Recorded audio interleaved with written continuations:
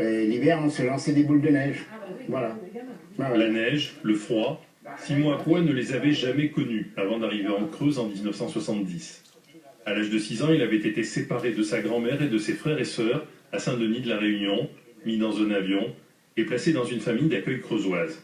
Une expérience traumatisante, une enfance brisée et des liens familiaux détruits par cet exil forcé. Depuis quelques semaines, il vient raconter son histoire aux enfants de l'école du Teil, où il a lui-même été élève il y a 45 ans.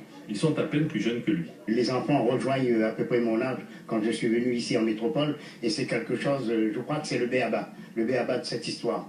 Et j'ai vu un petit peu l'émotion énorme de ces petits qui pleuraient et tout, et croyez-moi, ça me touche beaucoup. L'ancien Premier ministre de la Ve République va mettre en œuvre une stratégie inédite et une action de grande ampleur. Dès 1963, il lance une vaste politique de migration pour la Réunion. En Creuse, certains enfants réunionnais furent bien accueillis, d'autres maltraités et traumatisés à vie. Une histoire tragique racontée dans un documentaire qui a ému les enfants de l'école du Teil, mais leur a aussi permis de mieux comprendre les raisons qui ont poussé l'État français à agir ainsi. Est-ce que tu as compris ce qui s'était passé dans cette histoire? C'est le gouvernement français, il a pris des Réunionnais pour repeupler la campagne. Il y avait d'autres solutions pour repeupler la Creuse. C'est inadmissible, on ne peut pas enlever des enfants de leurs parents.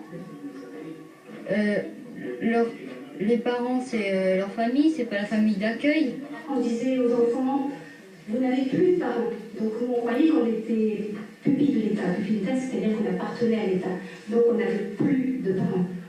Valérie, elle, est arrivée en Creuse à l'âge de 3 ans. L'État lui a même changé son nom. Et l'histoire n'est toujours pas finie.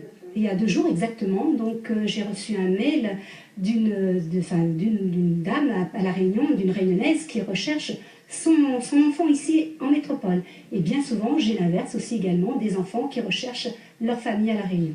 Et c'est encore d'actualité. Il y a quelques jours, la ministre des Outre-mer a reçu les associations de pupilles réunionnais. Un comité d'experts va être créé pour examiner les revendications de ces enfants exilés qui n'ont jamais pu oublier.